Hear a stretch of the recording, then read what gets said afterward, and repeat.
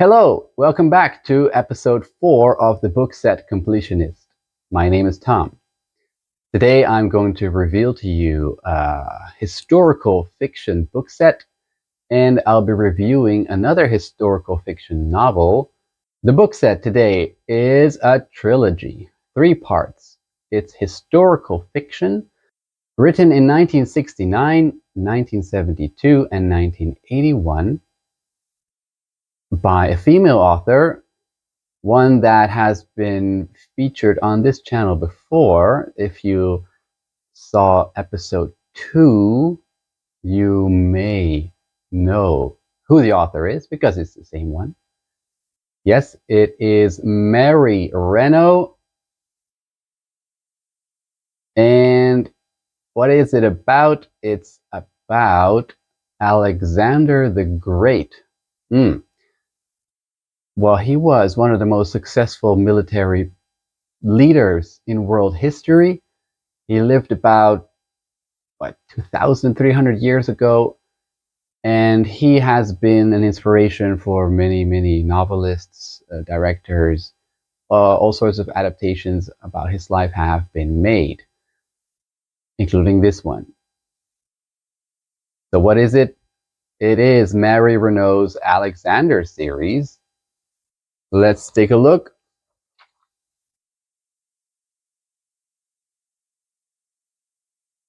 We've got Fire from Heaven as part 1, The Persian Boy as part 2, and Funeral Games as part 3. And here they are, the 3 parts of this book set: Fire from Heaven, The Persian Boy, and Funeral Games.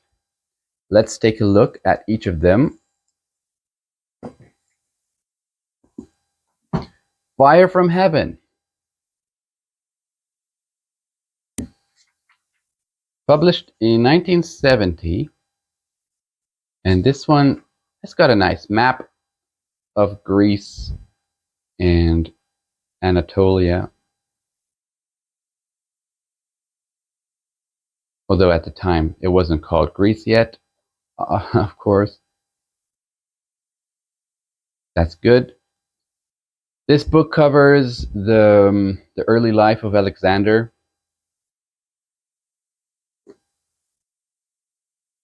Then part 2, The Persian Boy.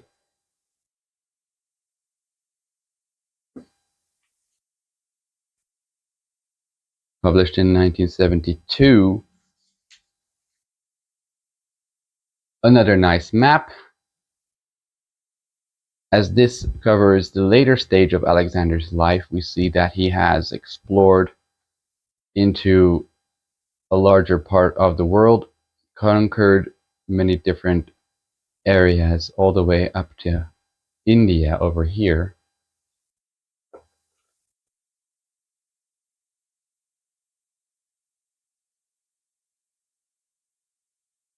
And it's got this one: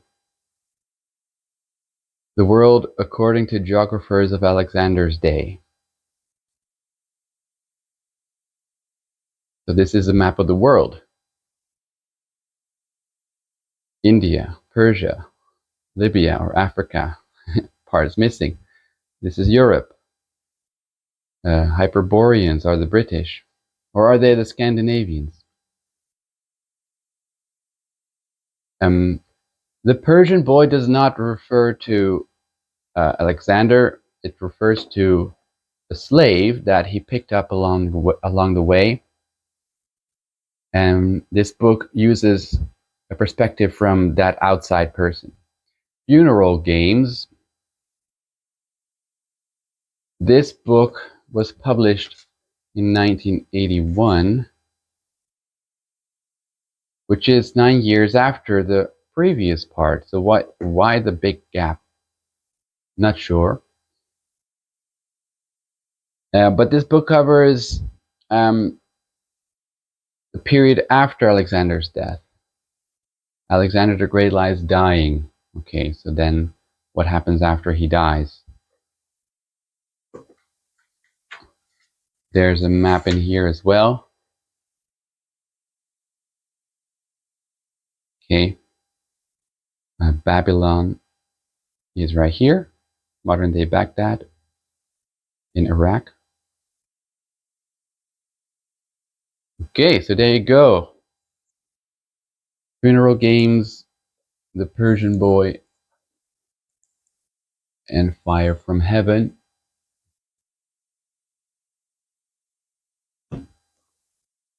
There you go. The book review of today's video is of the book The King Must Die by Mary Renault. This book is part of a duology. If you watched episode 2, you know which series that is. It's a book set, 2 book set. And this is part 1, published in 1958. That's a long time ago. And what is it about? I have to warn you for a little bit of spoilers. I suppose it's inevitable. This is about the myth of Theseus, or the legend of Theseus. This is part of the Greek mythology that I talked about in episode 2. And yeah, if you're not familiar with it, then you're going to be spoiled because I'm going to talk about it. I will tell you a thing or two about the myth itself and then how it relates to this book. Because the myth of Theseus is him killing the Minotaur. The Minotaur was that half bull, half man creature, which lived in the labyrinth, a big maze. And Theseus will defeat this monster at the end of that part of the myth. So there you go. I've spoiled it for you. Now, this book doesn't really follow. It does follow the myth, but it puts its own twist on it. It makes the myth completely devoid of the supernatural elements that the myth originally contains. Like the Minotaur is a creature, it's a monster, it's part of a fairy tale. That doesn't happen in this book. Okay, so this follows the life of Theseus. He lives in Greece. He is the son of a queen. His father at the start of the story is unknown, and he grows up with that struggle of not knowing who his father is. But early on in the story, he knows that his father is actually a king who doesn't live too far away from him, actually. And one day when he's about 17, 18 years old, he wants to visit his father, and he goes to Athens. And along the way, he goes through another smaller kingdom, and things happen there. The title of the book, The King Must Die, relates to what happens in the earlier stage of his journey. The King Must Die relates to a ritual of that particular kingdom, where the king only lives for 1 year. Every year they find a new king from anywhere, probably people who pass through, like Theseus does.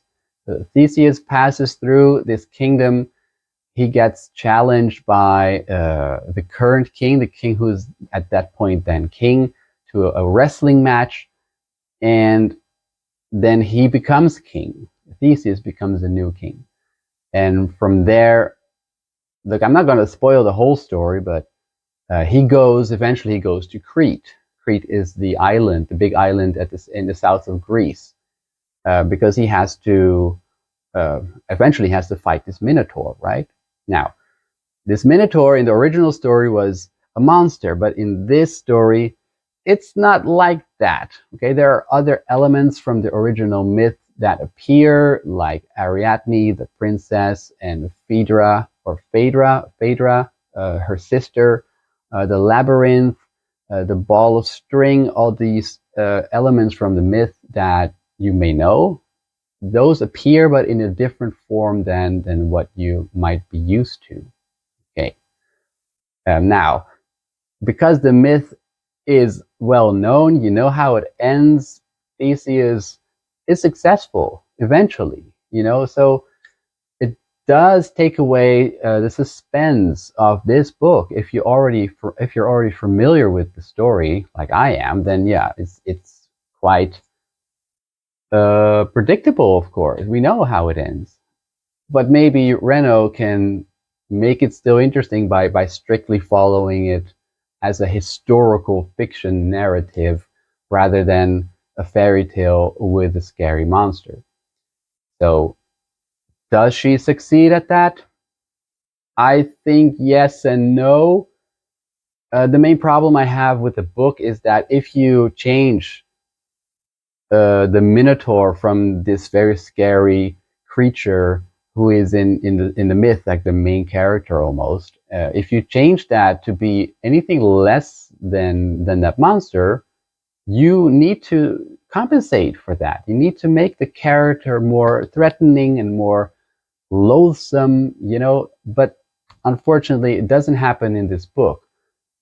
The main antagonist, which is supposed to be this Minotaur, just doesn't really happen. The antagonist is there, but he doesn't even interact with Theseus all that much.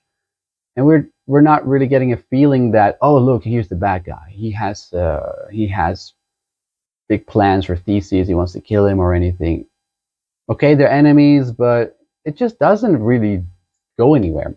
And eventually, yeah, Theseus can get rid of the Minotaur.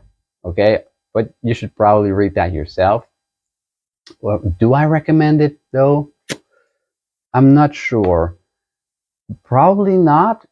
I liked it because I have read all of this stuff before in the actual mythology books, and so I'm familiar with it. I know all these characters. If you don't know it, yeah, it's maybe a bit confusing, but on the other hand, it could be more refreshing because you would not know anything and you would probably read it as what, maybe as suspense because you don't know what's going to happen. Then it could be fun. But for me, it was well written. Renault is very good at her craft, but it just doesn't pack a punch, so to speak. It just goes on, it goes on, and Theseus, he keeps on babbling and babbling about how he likes Poseidon, uh, and how he's such a religious guy, how he wants to follow his destiny and he wants to observe all the rituals and everything. He's a good guy, okay? Now, fine. There is a bit of romance in there as well, which I don't like. The romance is also quite cheesy. It just feels empty and cheesy at the same time. Ariadne is really an empty character in the book.